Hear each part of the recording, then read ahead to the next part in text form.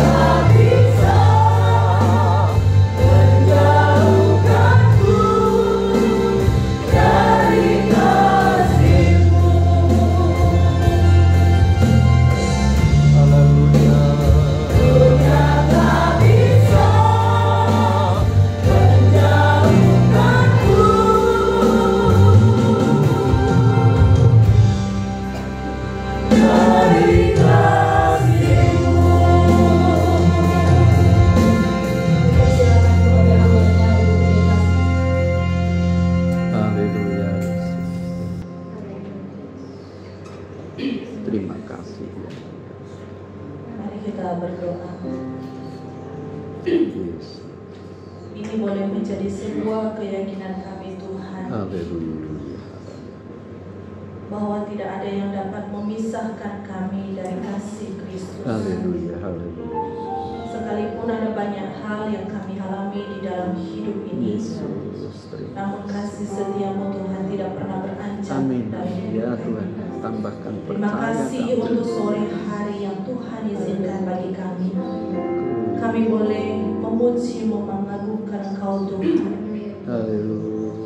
Biarlah setiap pujian dan pengagungan kami boleh menyenangkan hati Tuhan. Haleluya. Dan sementara kami akan merenungkan sebagian dari kebenaran firman-Mu. Yesus. Kiranya Roh-Mu yang kudus yang boleh menguasai hati dan pikiran Haleluya. kami, sehingga kebenaran firman Tuhan yang kami dengar Terima itu kasih. boleh memberkati setiap kami. Amin. Tolong hamba-Mu di dalam segala keterbatasan. Pakai hamba-Mu untuk boleh menjadi saluran berkat bagi setiap jemaat-Mu ya Haleluya. Tuhan. Sembunyikan hamba-Mu di belakang salib-Mu. Biarlah nama Tuhan saja yang ditinggikan di dalam hidup kami. Terpujilah Engkau Tuhan. Waktu di depan kami serahkan hanya di dalam pimpinan Tuhan saja.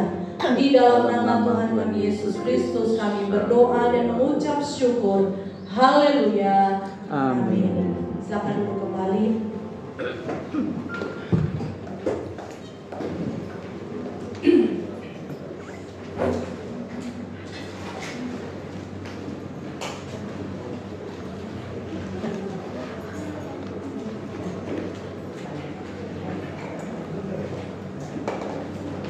Selamat sore Bapak Ibu Saudara yang dikasihi Tuhan. Shalom. Shalom.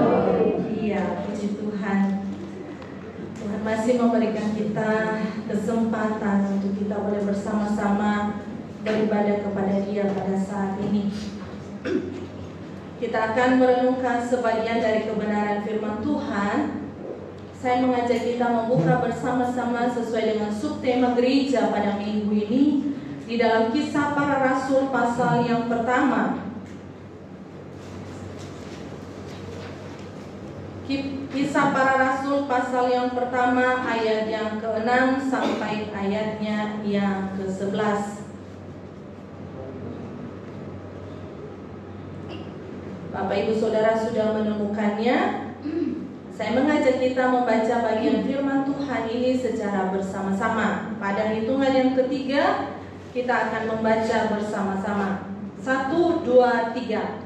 Maka bertanyalah mereka yang berkumpul di situ, Tuhan, maukah Engkau pada masa ini memulihkan kerajaan bagi Israel? Jawabnya, Engkau tidak perlu mengetahui masa dan waktu yang ditetapkan Bapa sendiri menurut kuasanya. Tetapi kamu akan menerima kuasa kalau Roh Kudus turun ke atas kamu, dan kamu akan menjadi saksiku di Yerusalem dan di seluruh Yudea dan Samaria dan sampai ke ujung bumi. Sesudah Ia mengatakan demikian, terangkatlah Ia disaksikan oleh mereka, dan awan menutupnya dari pandangan mereka. Ketika mereka sedang menatap ke langit waktu Ia naik itu, tiba-tiba berdirilah 2 orang yang berpakaian putih dekat mereka dan berkata kepada mereka, "Hai orang-orang Galilea, mengapakah kamu berdiri melihat ke langit? Yesus ini yang terangkat ke surga meninggalkan kamu akan datang kembali dengan cara yang sama seperti kamu melihat Dia naik ke surga." Amin. Demikian sejauh pembacaan firman Tuhan. Berbahagialah setiap kita yang boleh membaca, merenungkan firman Tuhan, dan yang terlebih berbahagia setiap kita yang boleh melakukannya di dalam kehidupan kita hari lepas hari. Bapak Ibu Saudara, subtema gereja pada minggu ini apa? Yesus terangkat ke surga. Ya, Yesus terangkat ke surga. Bapak Ibu Saudara yang dikasihi Tuhan, kalau kita ya ditanyakan satu pertanyaan, menunggu itu menyenangkan apa membosankan? Gitu ya. Ternyata semua jawabannya rata-rata membosankan. Coba saya tanya kembali, kalau menunggu kekasih hati itu membosankan tidak? Suwe membosankan. Oh, ini jawabannya berbeda kembali gitu ya. Sebelah sini ada yang bilang enggak, sebelah sini membosankan gitu ya. Kalau tadi yang pertama itu kan belum ada pertanyaan lanjutan gitu ya. Bapak Ibu Saudara yang dikasihi Tuhan, ketika kita di dalam realita kita sebagai manusia menunggu seseorang itu adalah sesuatu yang membosankan gitu ya. Mungkin yang masih pacaran nunggu ya ada apa-apa walaupun rodok angkel gitu ya. Nah, ketika kita melihat Bapak Ibu Saudara di dalam bagian kebenaran firman Tuhan ini, bagaimana murid-murid itu menantikan gitu ya. Menantikan apa? Sebuah peristiwa yang Yesus janjikan kepada mereka. Ketika apa? Ketika dia masih bersama-sama dengan mereka. Berbagai rentetan peristiwa Bapak Ibu Saudara yang dikasihi Tuhan, ketika Yesus masih bersama-sama dengan mereka, dia seringkali mengingatkan mereka bahwa dia akan mati, dikubur, dibangkitkan, dia akan pergi meninggalkan mereka. Mungkin banyak di antara murid-murid itu tidak paham, tidak mengerti apa yang Yesus sampaikan bagi mereka. Bagian ayat yang ke-6 ini sampai ayat yang ke-11 ini tidak berdiri sendiri Bapak Ibu Saudara. Tetapi ketika kita melihat bagian sebelumnya, di dalam ayat yang pertama sampai ayat yang ke-5, yaitu merupakan sebuah rangkaian peristiwa. Ya, bagaimana di dalam ayat yang pertama sampai ayat yang ke-5 ada hal yang penting yang mengingatkan setiap murid pada waktu itu, bagaimana dikatakan Yesus yang menderita, Yesus yang mati, Yesus yang bangkit, dan Yesus yang menampakkan diri kepada murid-murid. Selama 40 hari lamanya dia menampakkan diri kepada mereka. Untuk apa dia menampakkan diri? Untuk meyakinkan mereka bahwa dia sudah bangkit dari kematian. Ya. Dia sudah bangkit dari kematian. Karena apa Bapak Ibu Saudara? Karena banyak di antara murid-muridnya yang masih ragu tentang kebangkitannya. Maka dia menampakkan diri selama 40 hari lamanya. Dan apa yang dia sampaikan kepada mereka? Dia menyuruh mereka, semua murid-muridnya, untuk apa? Untuk menunggu dia di Yerusalem, supaya mereka tidak pergi meninggalkan Yerusalem. Bapak Ibu Saudara yang dikasihi Tuhan, kita melihat bagaimana selanjutnya di dalam proses penantian itu dikatakan murid-murid mereka berharap bahwa keadaan mereka, situasi mereka itu dipulihkan. Kita mulai melihat di dalam ayat yang ke-6, di sana dikatakan, maka bertanyalah mereka yang berkumpul di situ, Tuhan, maukah Engkau pada masa ini memulihkan kerajaan bagi Israel? Jadi Bapak Ibu Saudara, orang-orang Yahudi, orang-orang Israel pada waktu itu, mereka berpikir bahwa Mesias yang datang ini yang akan memulihkan keadaan mereka. Karena pada waktu itu mereka berada di dalam sebuah situasi politik, situasi politik di bawah jajahan Romawi. Jadi ketika Mesias yang mereka harapkan itu datang, Mesias yang memulihkan keadaan mereka, memulihkan keadaan mereka itu, Bapak Ibu Saudara, mereka berharap bahwa mereka bebas, secara jasmani mereka bebas dari jajahan. Apalagi Bapak Ibu Saudara, mereka bebas dari penderitaan, mereka bebas dari kesusahan. Itu impian mereka, bahwa Mesias yang datang ini membebaskan kita. Ini loh, kita ini sedang ada di dalam jajahan. Secara fisik, secara politik, ya, mereka tidak lagi menderita, mereka tidak lagi susah, hidup mereka baik-baik saja.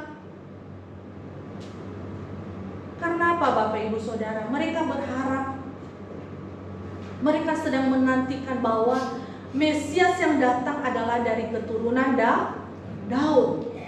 Iya benar, Yesus dari keturunan Daud. Tetapi di dalam pemikiran mereka, di dalam harapan mereka, di dalam cita-cita mereka, bahwa mereka ini dibebaskan. Mereka tidak lagi menjadi orang yang terjajah. Mereka tidak lagi menjadi orang yang susah. Mereka tidak lagi menjadi orang yang menderita. Bapak Ibu Saudara yang dikasihi Tuhan, apakah demikian? Gitu ya. Apakah demikian tujuan Mesias datang ke dalam dunia ini?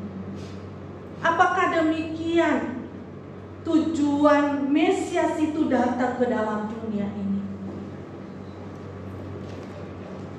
Banyak kan kita mendengar, kalau ikut Yesus sukses. Kalau ikut Yesus hidupmu diberkati. Kalau ikut Yesus kamu tidak menderita. Benar demikian? Mungkin di sebagian pemikiran anak-anak Tuhan bisa saja terjadi demikian, ya. Berapa banyak Bapak Ibu Saudara,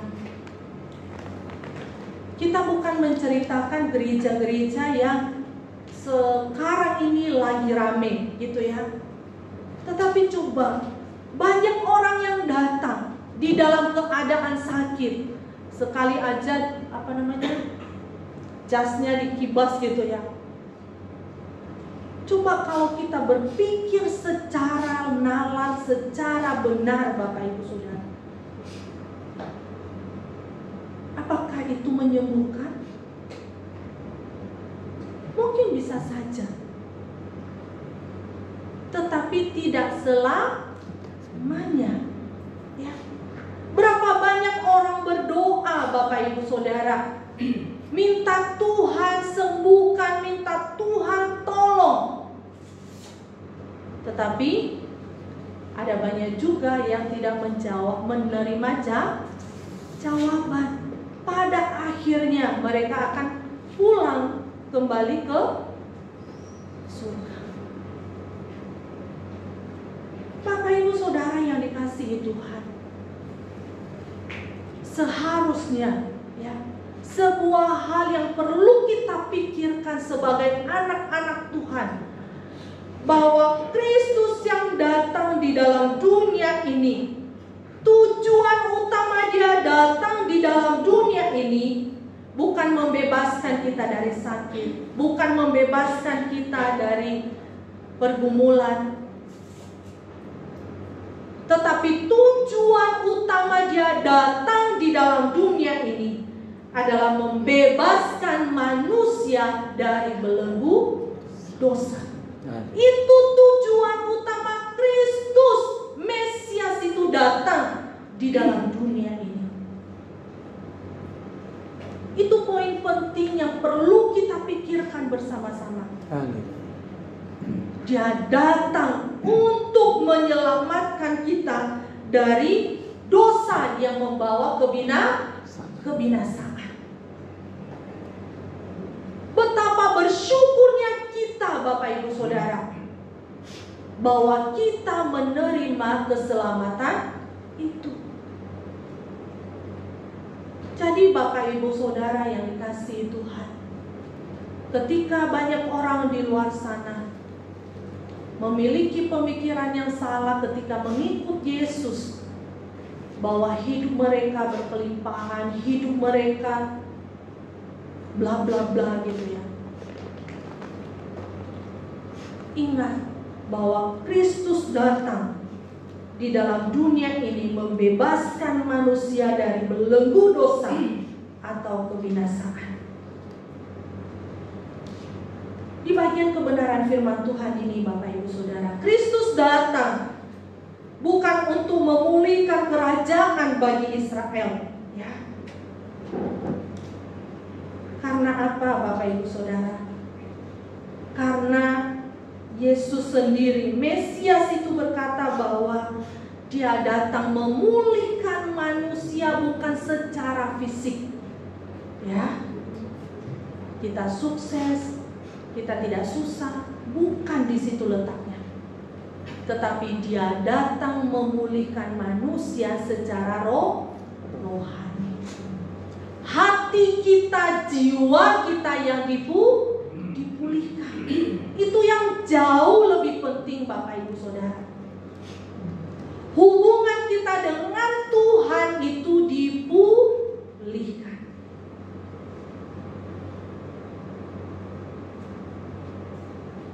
Bagaimana dengan hubungan kita dengan Tuhan? Apakah hubungan kita dengan Tuhan selama ini mulai jauh gitu ya? Kita berdoa sudah mulai ars-arsan. Kita ke gereja mulai ars-arsan. Kalau hatinya tergerak, dia datang. Kalau enggak, dia enggak apa-apa juga. Apa demikian, Bapak Ibu Saudara? Tentu tidak. Ya, tentu tidak.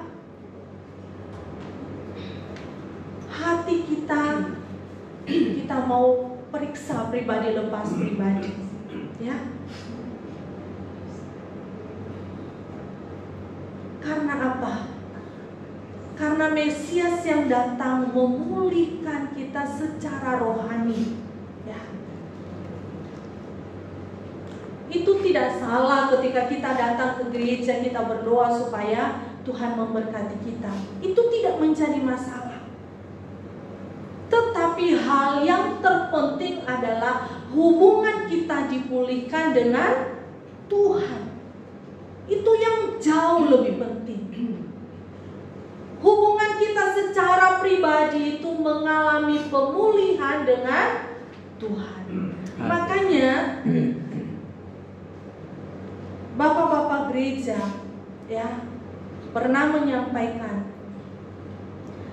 di dalam hati manusia itu ada satu ruang kosong yang tidak dapat diisi oleh apapun.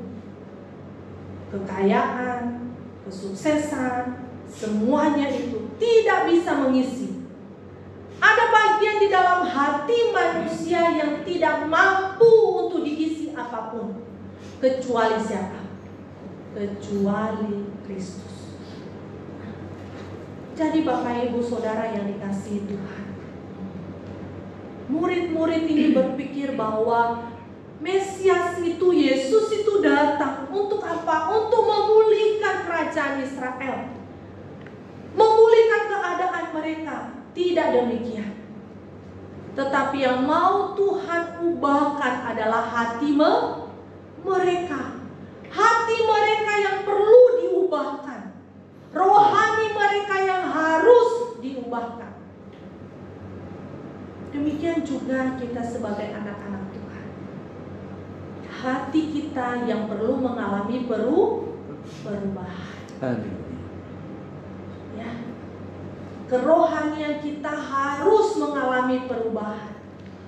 Bukan semakin mundur dari persekutuan dengan Tuhan. Bukan Bapak Ibu Saudara. Tetapi semakin dekat dengan Tuhan dari sehari ke sehari.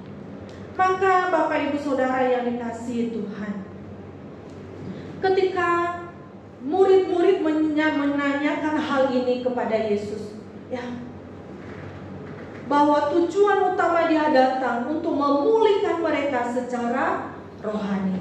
Lalu dilanjutkan di dalam ayat yang ke-7, jawabnya, engkau tidak perlu mengetahui masa dan waktu yang ditentukan Bapa sendiri menurut kuasanya. Jadi murid-murid ini bertanya gitu ya, kapan ya? Kapan engkau datang? Kapan engkau memulihkan? Kapan engkau datang yang kedua kali gitu ya?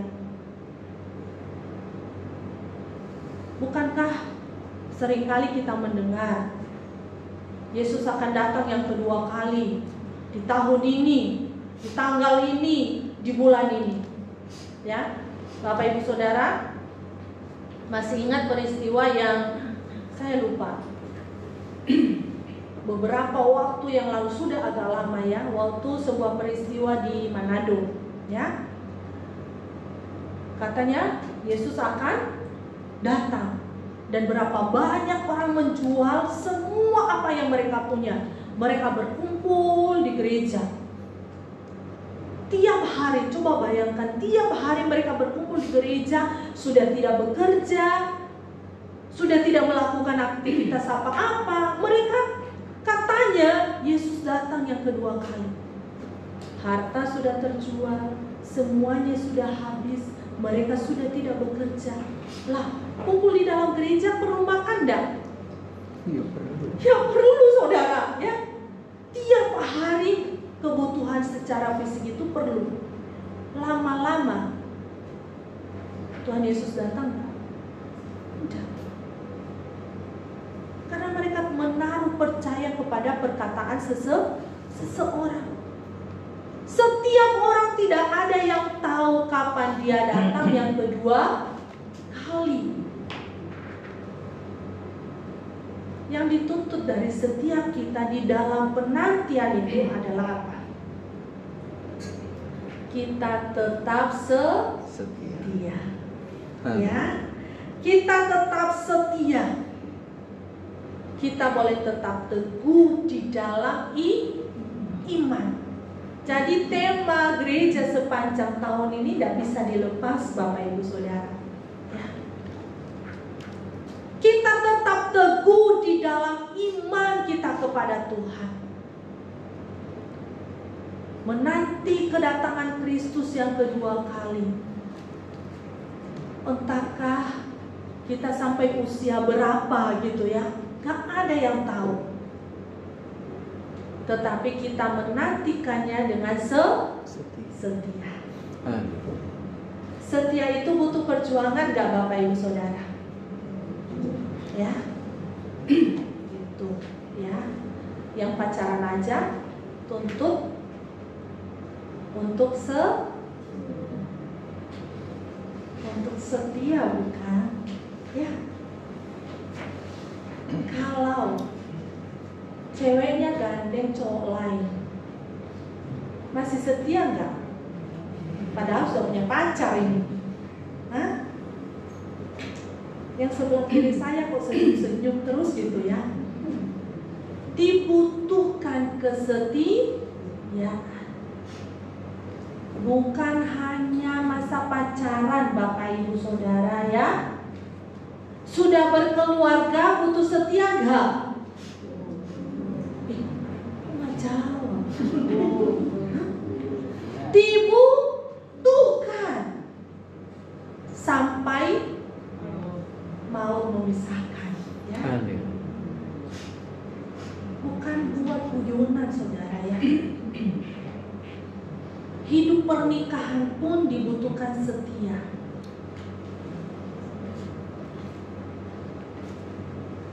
Di dalam kita mengiring Tuhan butuh setia. Butuh kesetiaan. Maka Bapak Ibu Saudara yang dikasihi Tuhan, ketika peristiwa Yesus naik ke surga ya, bagaimana Yesus menyampaikan kepada murid-murid itu bahwa kamu akan menunggu di Yerusalem. Jangan tinggalkan Yerusalem. Apa yang Yesus katakan kepada mereka di dalam ayat yang ke-8? Tetapi kamu akan menerima kuasa kalau Roh Kudus turun ke atas kamu, dan kamu akan menjadi saksiku di Yerusalem dan di seluruh Yudea dan Samaria dan sampai ke ujung bumi. Sering kita mendengar bagian ini, bukan? Bahkan ada yang sudah menghafal, ya. Peristiwa Yesus naik ke surga yang dinantikan oleh murid-murid, ya, bahwa Roh Kudus itu nanti dicurahkan bagi mereka. Kuasa itu diberikan bagi mereka.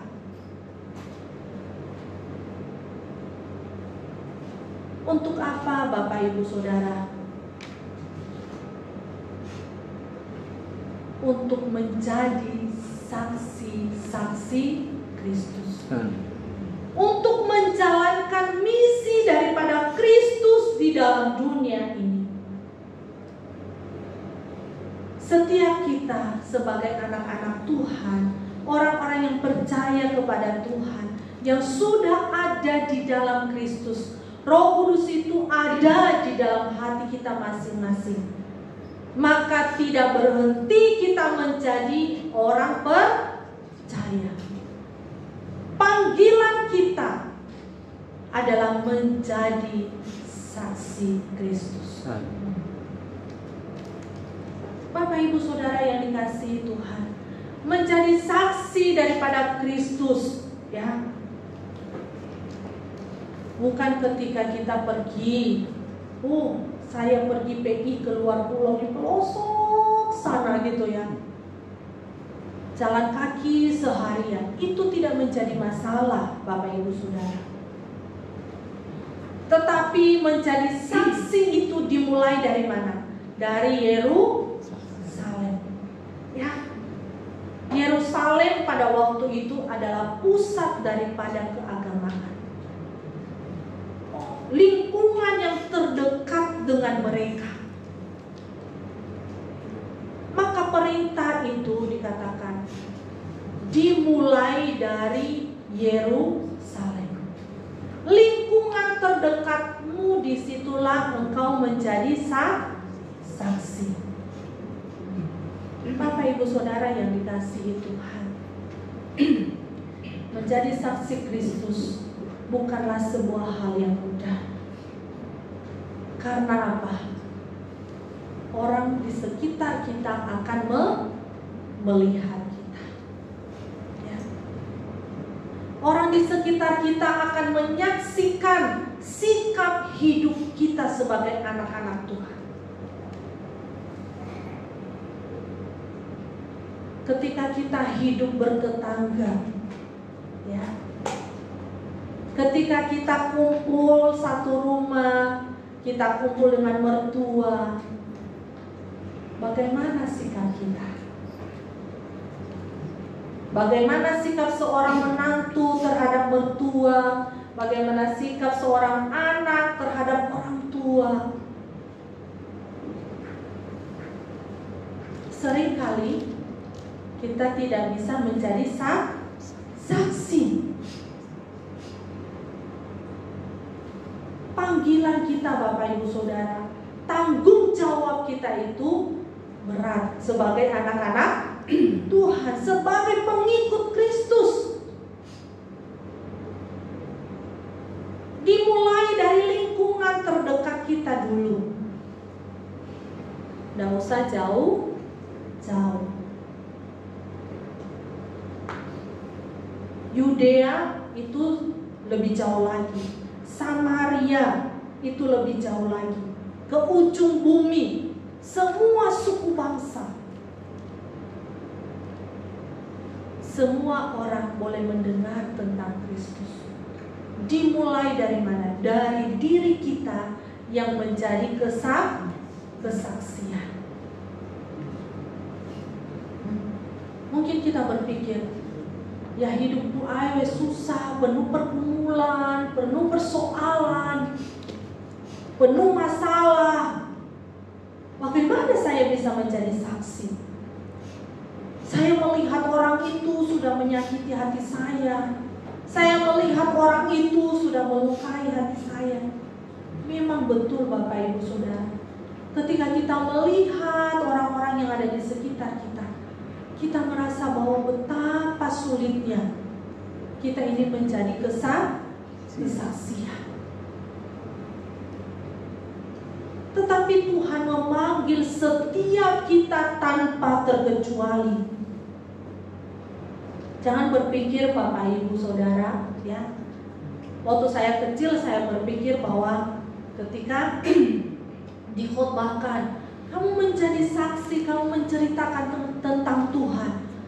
Saya langsung bilang, iya, itu kan ada penatua papa saya di gereja gitu ya. Itu kan pikiran saya waktu anak-anak. Oh, itu kan pendeta saya gitu ya. Oh, itu para penatua, para majelis yang ada di gereja saya. Oh, itu ketua sinode gitu ya. Bukan Bapak Ibu Saudara. Bukan dengan jabatan-jabatan itu. Setiap kita sebagai anak-anak Tuhan dipanggil untuk menjadi saksi. Saksi Kristus yang hidup di tengah-tengah dunia yang gelap. Karena apa? Dunia ini sedang menuju kepada kebinasaan.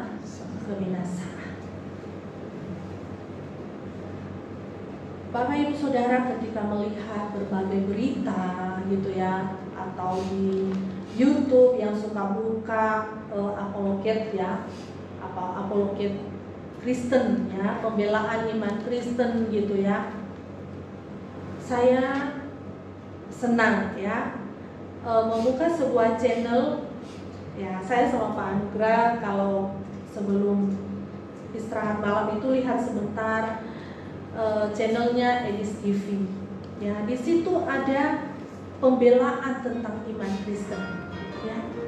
Karena apa Bapak Ibu Saudara, tetangga sebelah kita itu seringkali menanyakan, ngapain kamu percaya Yesus itu yang sudah mati, sudah disalib? Itu bukan Yesus yang bangkit, itu bukan. Itu bohong. Banyak Bapak Ibu Saudara tentang penghinaan-penghinaan tentang iman Kristen kita. Di situ saya belajar ya, bahwa kebenaran itu sungguh luar biasa. Ketika mereka disampaikan ayat-ayat firman Tuhan, mungkin mereka tidak mengerti, tetapi secara logika Bapak Ibu Saudara, mereka kalah gitu ya, tidak bisa jawab pertanyaan-pertanyaan ya. Tetangga sebelah kita, penghinaan terhadap orang Kristen banyak. Tetapi Tuhan memanggil kita untuk menjadi saksi, menjadi terang, menjalankan apa? Amanat agung. Itu panggilan kita sebagai anak-anak Tuhan. Maka Bapak Ibu Saudara yang dikasihi Tuhan, jangan heran ketika beberapa gereja pada waktu-waktu ini ya, Bapak Ibu Saudara mungkin melihat, mendengar gitu ya, bukan firman Tuhan lagi yang diajarkan, bukan lagi kebenaran yang diajarkan. Yang diajarkan apa? Bagaimana hidup sukses, bagaimana hidup diberkati. Itu tanggung jawab mereka di hadapan Tuhan. Tetapi Bapak Ibu Saudara yang dikasihi Tuhan, setiap kita, pemberitaan kita adalah tentang Kristus. Yang kita beritakan adalah siapa? Yesus. Kristus. Yang kita ceritakan adalah Kristus, bukan diri kita sendiri. Ya. Banyak orang loh cerita, saya sudah pelayanan ini, saya sudah pelayanan itu, saya diterima di gereja ini, diterima di gereja itu. Akhirnya apa Bapak Ibu Saudara? Itu menjadi kesombongan.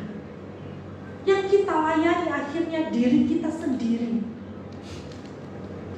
menjadi kebanggaan kita.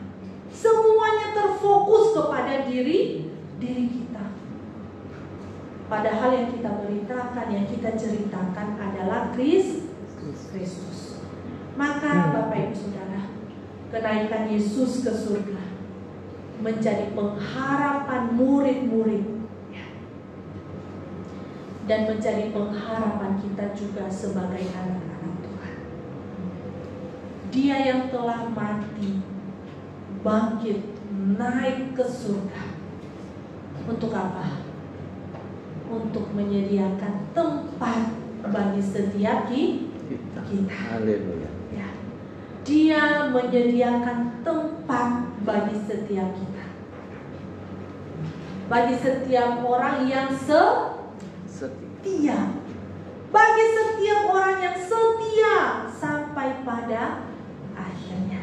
Ibrani 13 ayat yang ke-8, di sana dituliskan, Yesus Kristus tetap sama, baik kemarin maupun hari ini dan selama-lamanya. Dia tetap sama ketika dia ada di dalam dunia, mati, dikuburkan, bangkit, naik ke surga. Dia membawa tubuh kebangkitan itu. Maka nantinya pun ketika kita dibangkitkan, diberikan tubuh yang penuh dengan kemuliaan. Dia terangkat ke surga. Itu boleh menjadi sebuah pengharapan yang pasti bagi kita. Dia menyediakan tempat bagi setiap kita yang percaya. Dan yang kedua, Bapak Ibu Saudara, bahwa Yesus Kristus akan kembali dengan cara yang sama seperti ketika ia naik ke surga. Dia akan datang kembali yang kedua. Bukan seperti bayi lagi yang kita peringati di hari Natal gitu ya. Tidak. Ketika dia datang yang kedua kali, sudah tidak ada lagi kesempatan. Karena apa? Dia akan menghakimi orang yang hidup dan yang mati.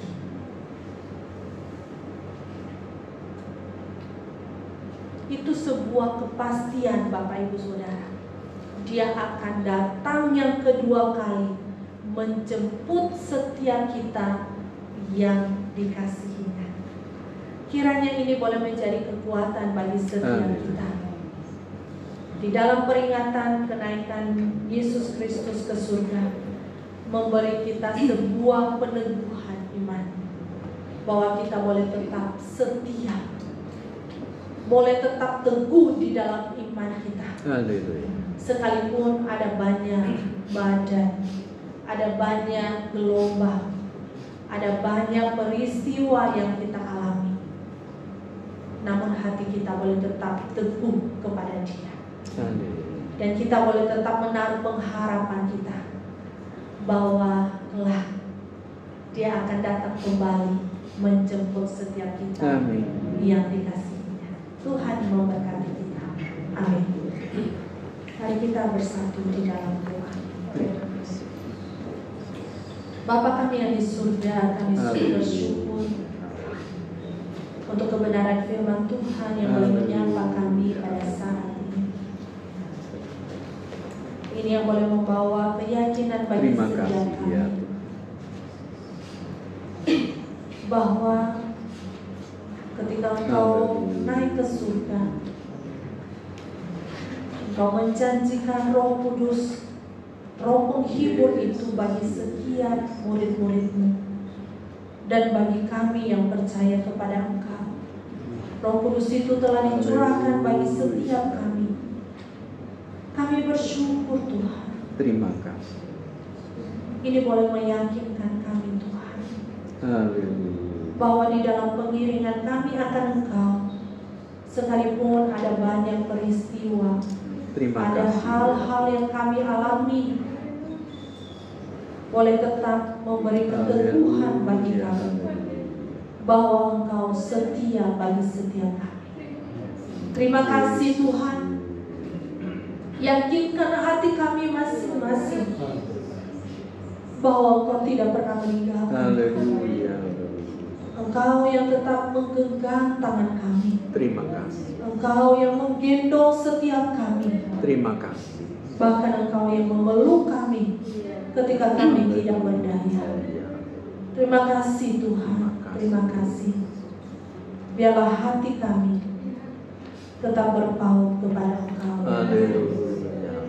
Terpujilah Engkau Tuhan. Ibadah kami selanjutnya kami serahkan di dalam pimpinan Tuhan. Di dalam nama Tuhan kami Yesus Kristus kami berdoa dan kami mengucap syukur.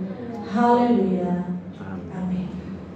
Seterusnya serahkan pada Ibu Sosialiana.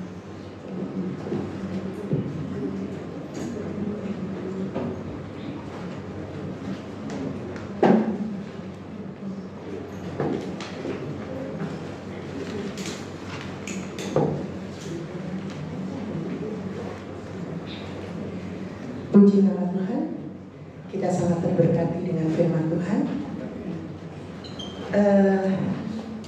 Dengan kenaikan Tuhan Yesus, sebenarnya bukan kita ditinggalkan, tapi dengan sesungguhnya Yesus meninggalkan suatu sukacita yang luar biasa bagi kita. Bahwa dengan kenaikan Tuhan Yesus, bahwa kita akan mendapat kepastian bahwa Dia menyediakan tempat bagi kita di surga. Amin, saudara. Amin. Ya, juga Tuhan Yesus memberikan kepada kita yaitu perantara yang agung, di mana setiap doa-doa kita pasti akan terjawab tepat pada waktunya. Ketika kita menyebutnya dalam nama Tuhan Yesus, pasti ada kuasa. Kemudian yang ketiga, bahwa Tuhan menjanjikan Roh penolong bagi kita, yaitu Roh Kudus yang senantiasa hadir dalam setiap kehidupan kita. Kami atas nama Jemaat Gereja Isa Al-Masih Tengger mengucapkan terima kasih atas pelayanan Ibu Juni Kristiani, dan biarlah Tuhan sendiri akan memberkati pelayanan Ibu bersama keluarga. Imanku